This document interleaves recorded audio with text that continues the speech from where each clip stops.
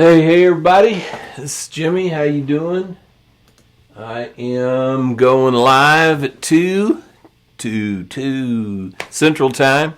Going to do a little talking about gear and everything. I finally got, I think, my audio straightened out so that I got signal. And so anyway, I wanted to just kind of get together with some folks and talk about stuff, about gear. So anyway, I'll give everybody a couple of minutes to get on board here. I hope you all are doing all right. I've come up with a new term for what we're going through. It's not a new term. I get to do a lot of prisons in my travels, and so we're calling this time house arrest. So I guess we're live at house arrest at the Bratcher house. We don't have any ankle bracelets on, but at least we're here doing it. So anyway, let me see if we got anybody.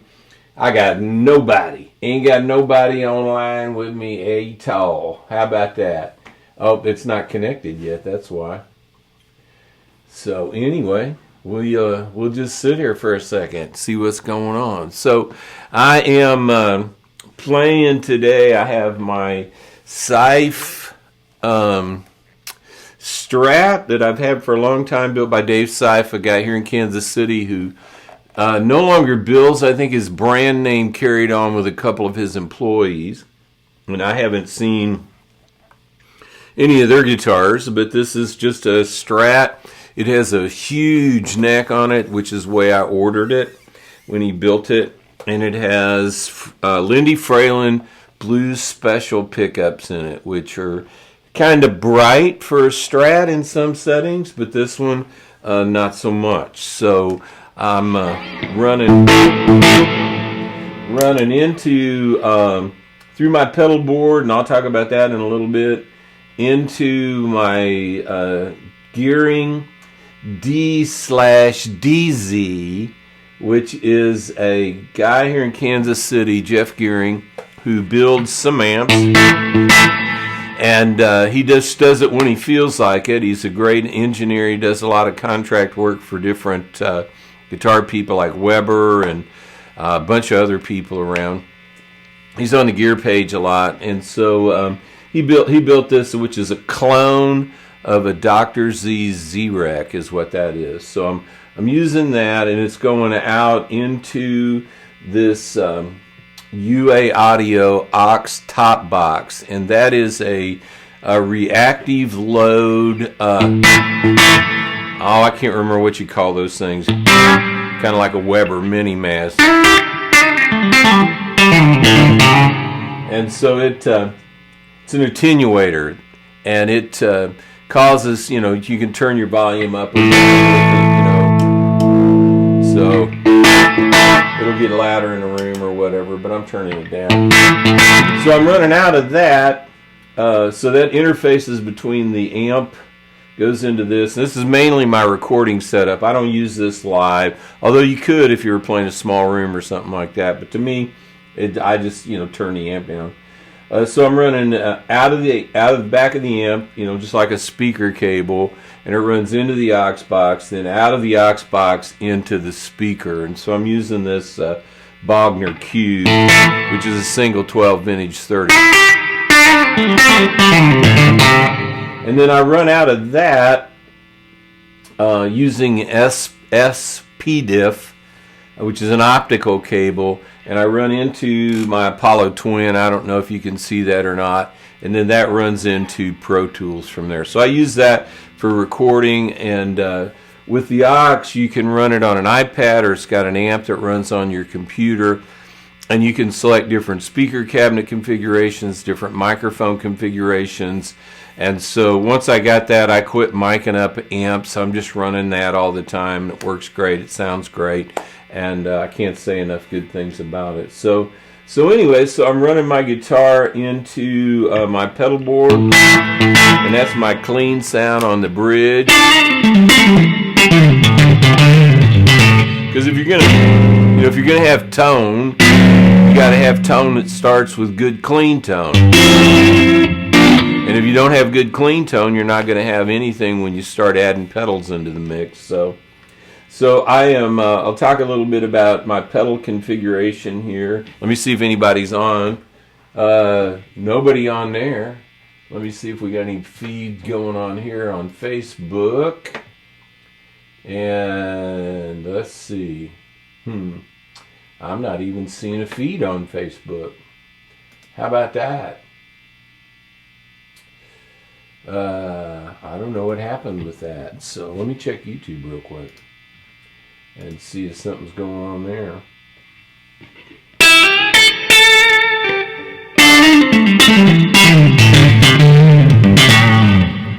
I'm not seeing anything. So if you're out there, if you're watching, I'm not on. How about that? So let me, I'm on YouTube, but that's it. I'm not on Facebook at all. So let me disconnect and try reconnect.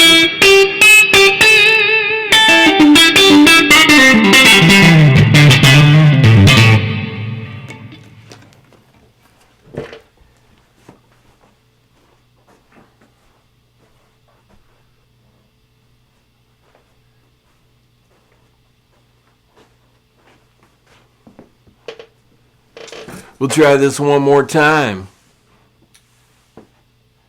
There we go. Now we got Facebook up. I had a little trouble connecting, so sorry about that. If you were out there waiting for me to come on, and my heading on my stream says 6 o'clock, but I have a 6 o'clock stream going Monday through Friday, so anyway, hey, Dorothy Steiner, how are you? So if you're out there listening, and if you could send me a comment of some kind, that would be super cool. That way I know that you're there, and I can start talking. So anyway, several people have shown interest in asking me to talk about my setup, my tone, how I get what I get. Everybody comments on my tone, or I get a lot of comments on the tone of my guitar and my recordings and things like that. So I thought I'd take some time, if you're interested, and just share this post with y'all and just talk a little bit about that. So I'll kind of go through what I do and why I do what I do and my theory behind it. And then I'll go back and look at comments and answer questions and see if we can maybe have some kind of dialogue. If you have questions, please post them, and we'll go from there. So I am playing my Scythe Strat, which I have built. Dave Scythe is a guy here in Kansas City who built guitars for a little while, and then he passed his business on to a couple of his employees. They still continue it. I think it's they work out of Fountain City Guitar Works or something, but they still use the Scythe name. And I was at a store one day here locally, and there was a old beat up Strat hanging on the wall, and it was hanging there, and I just reached up and grabbed the neck of it and said, I don't know what this is, but I want one of them. And then later I found out that he was here in town and building these, and so I asked him to build this. It's just a typical Strat, but it has this humongously thick neck. I have problems with this joint on my finger giving me pain, and so a big neck helps that. So anyway, it's just got just a typical Strat, and I have Fralin Blues pickups in it. I'm using Mogami cable to run into my pedal board. So let me talk a little bit about my setup here at the house. So I'm using a D/DZ amp, which is a gearing amp. Jeff Gearing's a guy here in Kansas City, and he builds amplifiers. He's a great builder. I actually have, how many of his amps? I have 3 of his amps, and this is a type clone of a Dr. Z Z-Rex. So that's what that is. I don't even know how many watts it is.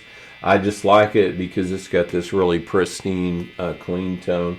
And so I'm running out of that into my aux, my UA Audio aux top box. And this is a reactive load attenuator. So you can turn the speaker down, you can You want to play at living room levels, turn it up. So for this, I'm keeping it down. And so anyway, you come out of the speaker out into the aux, out of the aux out, and then into the speaker cabinet.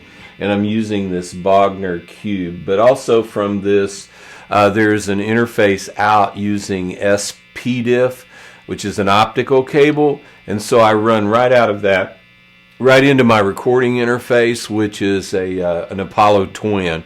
And so then that interfaces into my computer, and then I run that into Pro Tools. So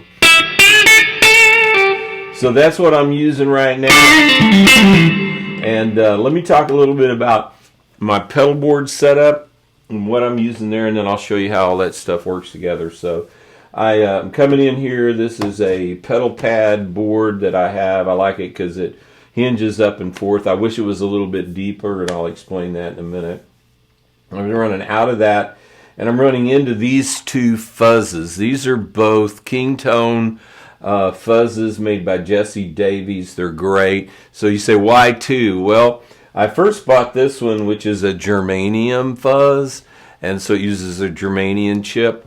And I bought it about this time last year, and I got my tone all dialed in here at the house, and then we were playing a bunch of outside gigs and festivals and prisons and stuff, and I went out and it wouldn't work. And I sent them an email and said, well, what's up with this, and they said, well, it's a germanium chip, and they don't like heat. And they said, Jimi Hendrix used those kinds of fuzz faces that were germanium based, and he would keep his in the refrigerator before he played a gig and keep the chip cold. So anyway, this is I bought this germanium first, and then this is a silicone, and so it works all the time. So I have this this is the one I like the best. But this one is super close to this one, and so it's like, well, if this one doesn't work, then I have this one live. So I'm running out of that into this Brown Amplification Protein. These are guys here in Kansas City that make this pedal. David Brown and Adam Sinowski make this pedal, and it is a two-stage pedal. So it is on the green stage, it's like a Nobels ODR1. And on the blues stage, it's like a Marshall Blues Breaker. So then I'm running out of that into my favorite boost pedal, which is a Bad Bob. And Bob here is an old boost pedal. I just like what it does to the tone. I have this one. You can get those at analogman.com. I have this one, and I have a Mini, and they're both exceptional boost pedaled. And I have this J-Rocket Audio Josh Smith tremolo, and it's a 2-channel tremolo, so you can switch from one to the other. This is a Love Pedal Echo Baby. I'm not a big delay fan. I just never figured out how to use it, and so I have that. And so this is an Echo made by Caitlin Brett. It emulates an oil can echo. I'll let you hear that in a minute. I'm using this Keeley 30 millisecond double tracker as my reverb. Of course, I have this XTS modded Boss EQ that I use. Strymon Lex for rotary, kind of like a Leslie, and then the Polytone tuner. And then one last thing I have back here. This is why I wish this board was a little bit deeper.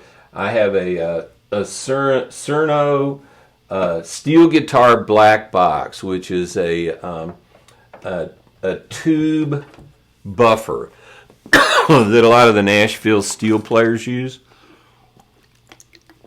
And for clean tones, it basically just puts a tube in the chain, because a lot of those steel players, they use solid state amps. So anyway, I don't know if anybody's live or not. Ralph says they did away with amps at my church, and so yeah, I have a Line 6 HX Stomp that I use when I travel and play churches. So anyway, so you hearing that? All right, that's my clean tone.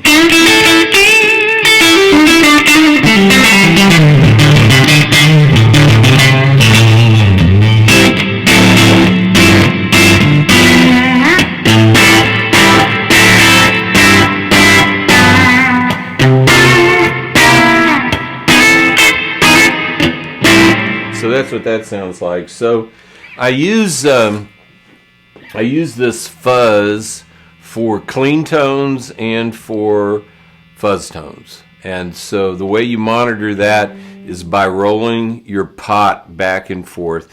And I generally only play this on the bridge pickup. So anyway, let's hear what this sounds like. So this is like with my pot wide open. Then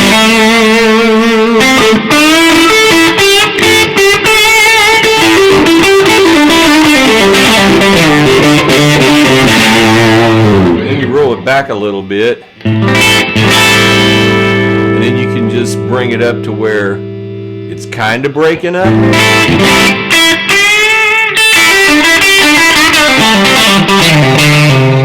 So my deal is I like subtle changes. I don't like to hear a pedal, first of all. I like to hear the tone of the guitar being passed through the pedal. So I run everything real light and I add them in increments. And my philosophy on overdrive is that I want to send the hottest signal possible from my pedal board to the preamp to the tube of the amplifier.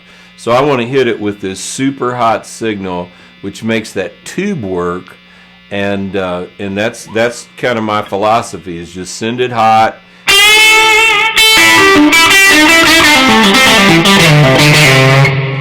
So with that, and then you just back your pot down a little bit.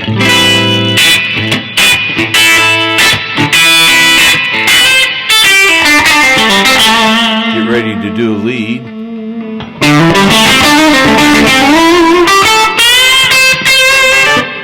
And you just turn it up a little bit. So that's what that does.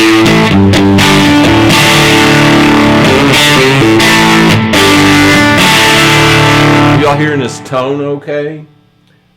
Somebody let me know if you are. So, hey Joe Lewis, what's going on, man? I'm doing this for you, buddy. And if you're hearing the tone all right, please let me know that it's coming through okay. So I'll make sure I can make any adjustments if I need to. So that's kind of this germanium fuzz,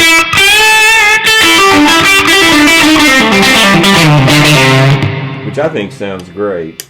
And then the silicone is basically, I have it turned down a little bit more. It'll do the same thing.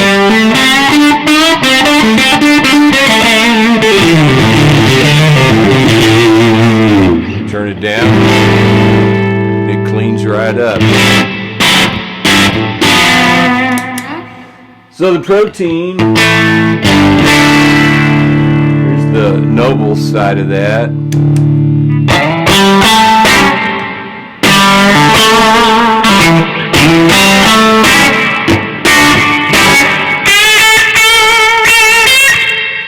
And then you can kick on the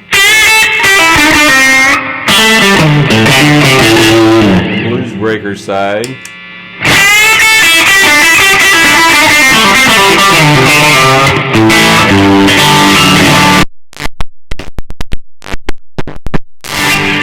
Or you can kick on the Bab Bob, which, see, just subtle changes, right?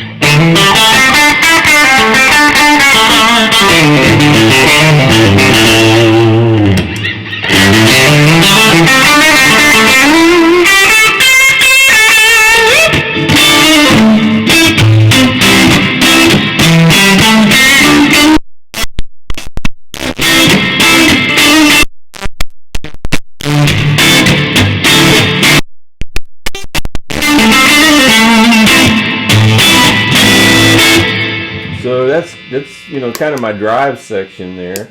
I do like the Bad Bob and this fuzz on.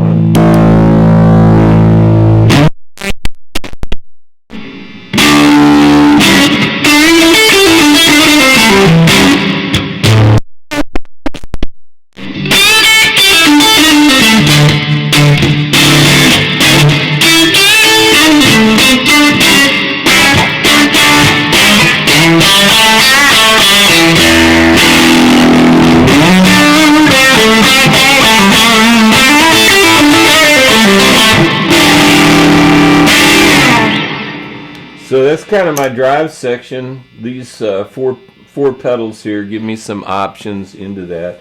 So I've got the tremolo. I've been using, I had a Strymon Flint for a while. I've got this Walrus Audio Monument tremolo, and I'm kind of like, you know, I mean, I have this phobia about having too many knobs on stuff. So this one I'm getting ready to sell. So if you want to buy a good tremolo, let me know, good current tremolo. But this is a little bit simpler for me. It's got two different settings on it. So that's this one, and then you can toggle between the two. This one.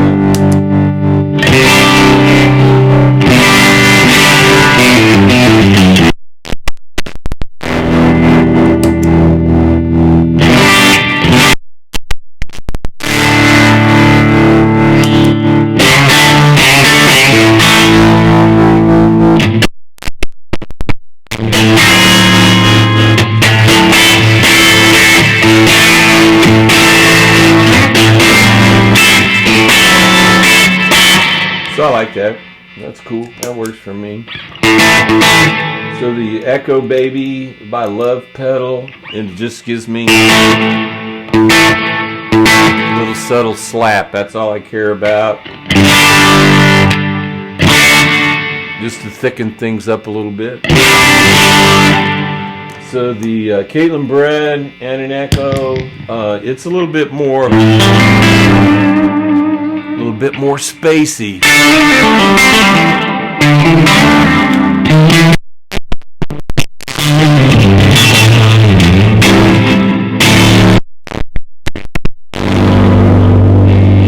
I like that. Add some more viscosity. This was modeled after the old Telray. They call it the oil can Echo. It actually had a drum in it that dripped oil on it, and you can get your Twilight Zone sounds out of that. So anyway, the EQ, I leave it on all the time. I usually leave it flat. It doesn't really change things much. Just gives it a little. Really, one of my favorite pedals is Keeley 30 millisecond double tracker, and you can actually run a stereo signal out of this using a tip ring sleeve adapter and run it in two different stereo settings. And 30 milliseconds is what the Beatles used with tape delay on a lot of their tracks that sounded so great. So anyway, but it has three settings on it. So this is just the reverb.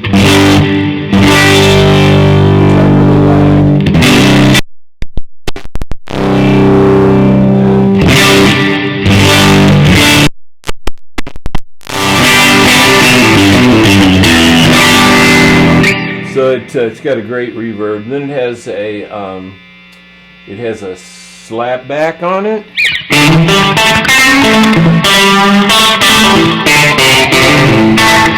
Which I never hardly ever use. And then it has like a chorus thing on it.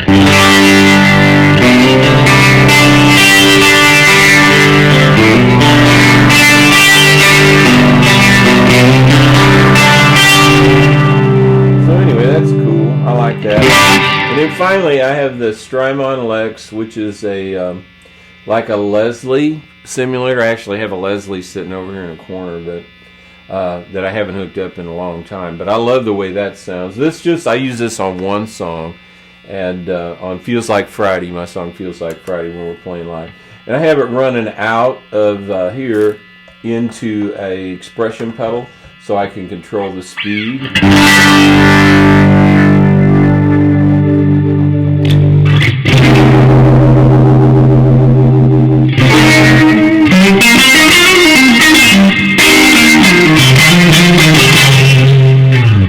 So I use that on Feels Like Friday.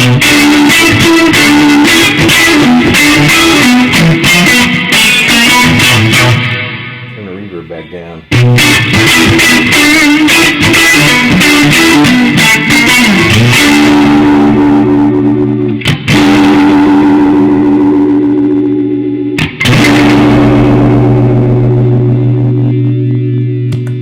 So that's my setup and my tuner right there, just a Polytune tuner.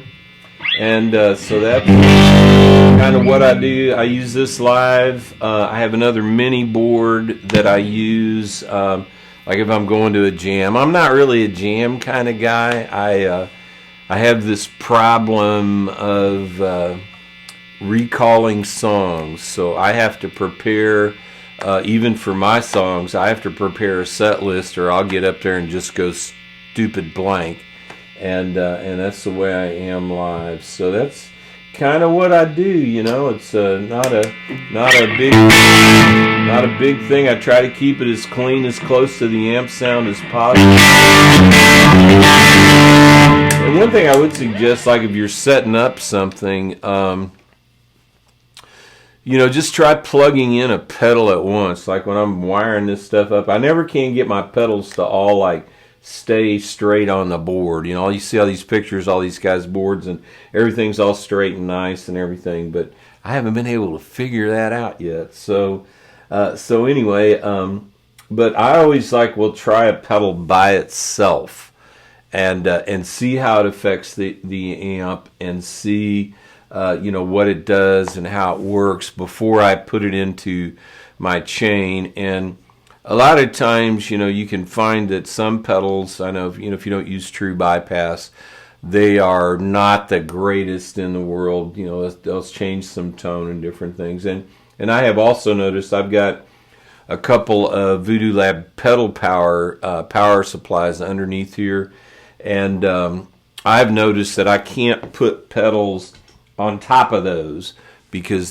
certain pedals start to make noise. So anyway, that's kind of my setup. I want to look around over here and see if I got any comments or any people that I can answer. Oh, I guess my video. Oh, there it is. No, I'm still going on.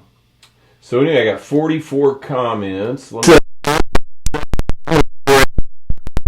see if there's any questions here that I need to answer. Sorry, I got my back turned to you. Hey, Daniel Gray, what's going on? My pedal board looks like. Do I prefer pedals as opposed to an amp that have presets? Howard Lowell asked that. And Howard, yeah, I like real stuff. So I don't like you know, you know, if you can see my amp, it's got 4 knobs on it. This one has 3 on it. I'm like a big, you know, I have this thing, I don't like a lot of knobs because it messes with it. And I don't own an amp. I have one amp, which is my Gibson Falcon that I got in 1964, that has reverb and tremolo on it. I just like clean circuits. I don't like a bunch of stuff on it. And then I'd rather add those things on now, since there's pedals that will take care of all that stuff. So anyway, let's see if there's any questions. Thanks, Sandy, for letting me know the tone was coming through. Thanks, Daniel. Ralph at once says, weird, I don't see a King of Tone on your board. I had King of Tone, one of the early ones, and sold it. And I've had a couple at Klon's and sold them too. I never was a big fan of. I like the King of Tone. It's fine. That's kind of what this protein pedal reminds me of. But the Klon's, I always, you know, I don't know, I guess now they're selling for like $3,000. I bought mine for $300. And when they got up about $1,000, I sold it because I just, you know, couldn't see, you know, it wasn't that great. I used it as a clean boost, kind of like the Bad Bob, and it just wasn't anything that I thought was super spectacular. I mean, Bill Finnegan, who builds them, is a great guy, and you know, he takes my phone calls and we talk, but you know, and he says even, you know, he's not responsible for all the hype that surrounds his pedals, so it's just one of those things. But I just look, you know, like I go through pedals. It's like, you know, I've always got to be tweaking something. So I just go through pedals like, you know, like I've got this this crazy Tube Circuit Starlight pedal, which is a great overdrive pedal that I bought a few months ago, and it goes from like overdrive to fuzz all in one pedal. and I had it on my board for a while, and I loved it. And then all of a sudden, I thought, well, I'm going to stick this on there and try that. So I don't know, no King of Tones. So Bruce Seidner said, it sounds like I'm overdriving my mic a little bit. So anyway, hey Kyle, hi Kyle, Brett Nation, if you're still out there. Anyway, it's clipping out at times. Okay, so it must be that I was getting loud or something. Either that or the stream's going bad. It's crackling, it's clipping. Sorry about that, boys. This is my first time to do this, so. Dennis Miller says, what do you hear in sound between the germanium and silicone fuzzes on your board? There's just a little, the germanium fuzz is a little bit more musical than the silicone fuzz. You can hear, and it's not much. I mean, it's very subtle. It isn't enough to make a difference live. It's just kind of the way that it feels and the way that it plays. It just makes a little bit of difference. So that's kind of that. Well, I just think Bruce said a guitar rig rundown next. I think that I just did that. So, but I'd be glad to do it again if there's something that I was missing. But anyway, any questions that you have, just shoot them to me. You can direct message me on Facebook or on my page or on YouTube. I see all that stuff. And let me see if there's anybody on the page that I need to respond to. Oh yeah, there is. So Tim Arnold started to say something. What's your go-to ? I'm not sure what you're talking about, Tim. So just resend that to me if you would. I don't know if you're talking about my go-to guitar or amp or what. So anyway, so I play this Strat a lot, and then I also have my red Carlson. Let me grab that and tell you about that. And I play this guitar a lot. This is a guitar built by a guy named Jim Carlson in St. Joseph, Missouri. It's neck through body, and he quit building guitars too. It's like I find all these great guitar builders, and then they quit building guitars. And so this started out as a Tele, and it had EMG pickups in it, which I think I didn't like. I didn't care for them. Noiseless pickups, and so I put Fralin pickups in it. I put humbuckers in it, and now I have Lawlertron, Jason Lawler, his Lawlertron pickups in it. And this is like, for me, this is like my favorite neck profile. And this guitar was a gift some people hadn't built for me, like, I don't know, probably 15 years ago or so. And I loved it. I had split coils on the humbuckers and had switches here, so I had this pearl.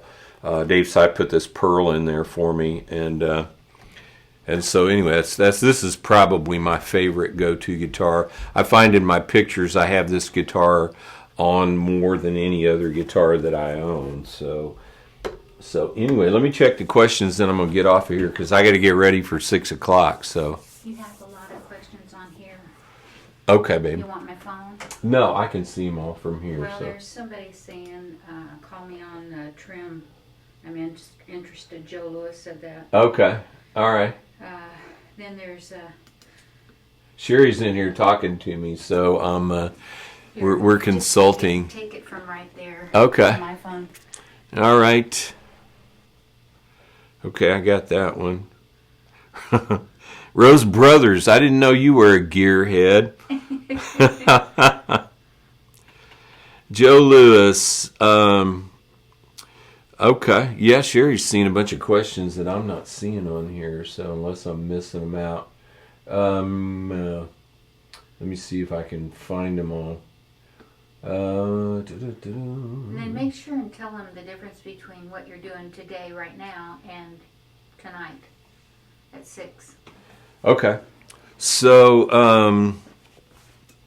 all right. Let me get back up here. So, Jim, Jim says, what 3 pedals could you have if you were on a desert island? So that would be the Bad Bob, the Keeley, and one of these fuzz pedals. Joe Lewis, do you prefer one-channel amps? Yes, I prefer one-channel amps. Gary Gill, I see your EQ is pretty much flat. It is, and I keep it that way. Again, I'm a knob. I have this knob phobia, so like I don't want to mess with it. But when I'm recording, if I need something in a track, rather than have the engineer do it, I just will adjust it there. Let's see. Bruce Reed says, sorry I'm a little late to the party. Looking forward to seeing the white SG Junior. So I have this here. This is my original guitar that my dad traded a 1958 DeSoto for when I was 14 and or 12 or something. I guess I was 12. Yeah, 66. And there's an interesting story about this guitar. It's been refinished twice, and this is the original paint. So we were able to strip this guitar and keep the original paint on it. And this is a rock and roll monster. And I played it live recently. I played it live last year at an outdoor festival that we did. And man, oh man, it's just a killer guitar. I need to play it more. So that answered that question. Mark Mason, how do you set the Route 66 treble and bass? Well, I set it, and let me turn this around a little bit so you can see it. I said, these things react differently. They're not actually changing the tone as much as they're changing the signal to the frequency. And so you have to, like I have this set on about 2 o'clock on the treble, and I have the bass set on about 12 o'clock. And then as you bring those up, it kind of affects the drive staging in that area. And so it's a little bit different. Gary Gill, got to have a maple neck myself. I've always been a rosewood guy. It's like I think I owned one maple guitar, a Strat back in the 70s.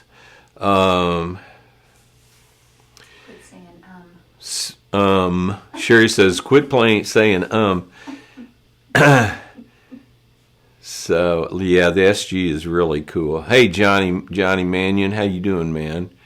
So anyway, Sherry's she's down here critiquing me.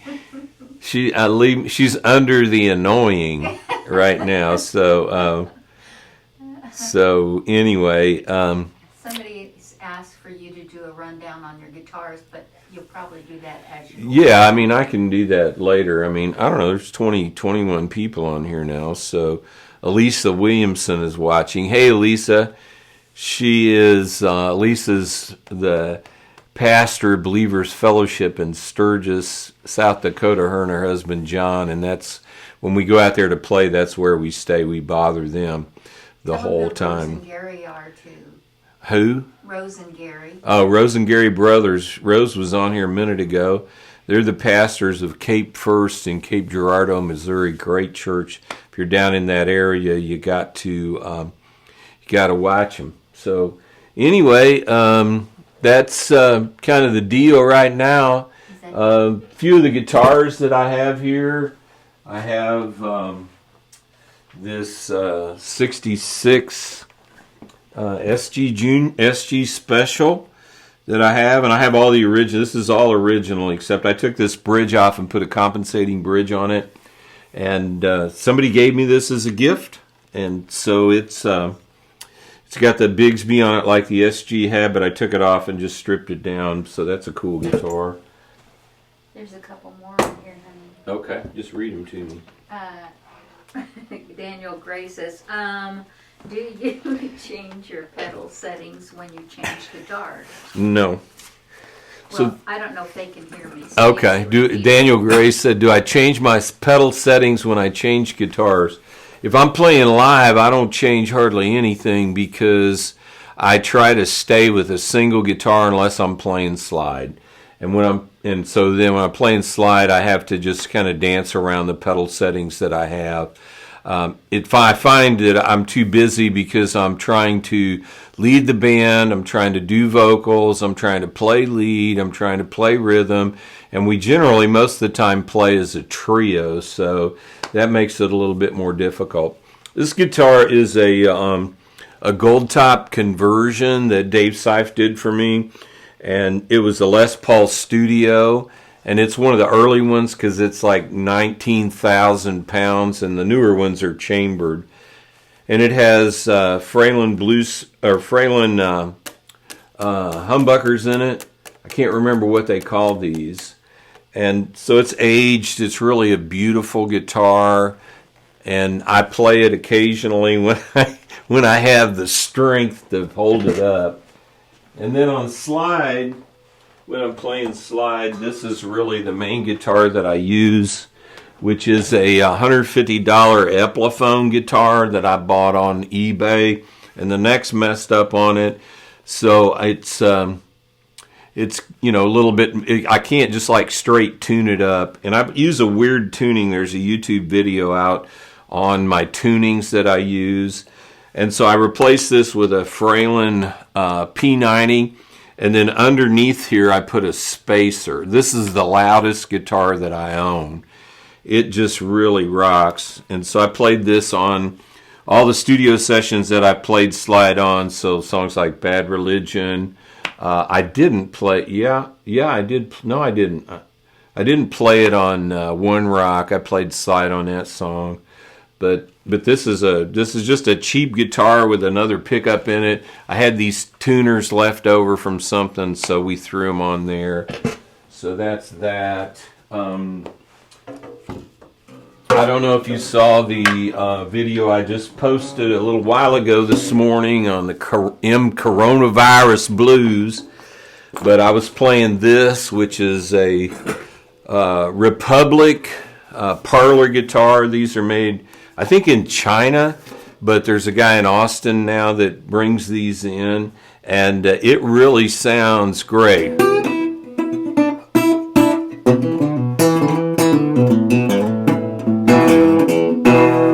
And I have this tuned to an E.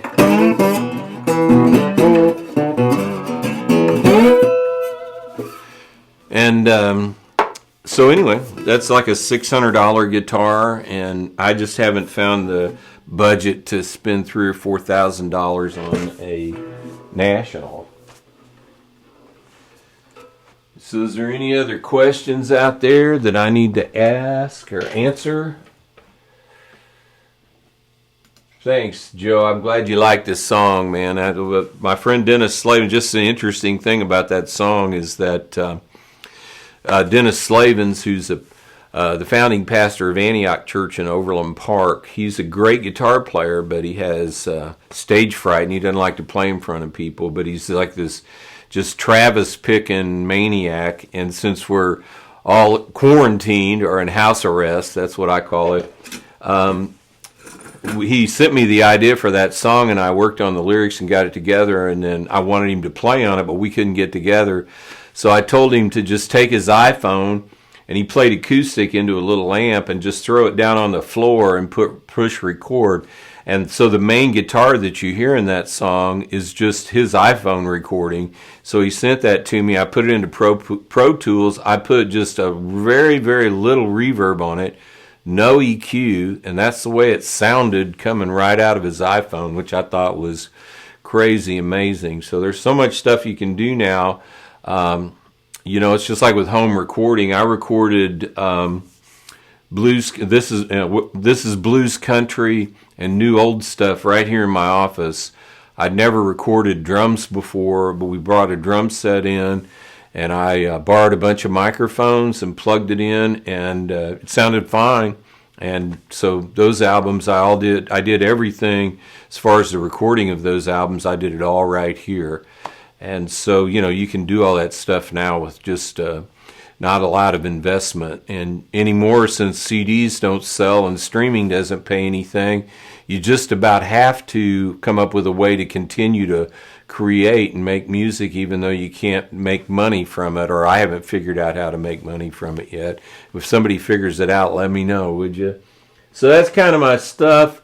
I just wanted to, several people had asked. Like I said, if you have questions, just message me, Joe. I'll shoot you a message about this tremolo pedal, and anything else that happens, there you go. So tell them how often you'll do this. So I won't do this unless there's a special interest in it, or I get a new piece of gear or something like that, or we set up. I have several people that say, "Hey, we'd like to know more about this or that," then we can do some session like that. And I'm doing a thing right now, Monday through Friday at 6 p.m. Central Time. So I do a little music, I do a little ministry. I try to keep it around a half an hour at most. So like I went to 40 minutes last night or something. Just encouragement, and it's fun. I try to keep it simple. So, I'd like to welcome you to come back and do that. And anyway, that's what I know. So God bless you all. I'll see you later. Bye-bye.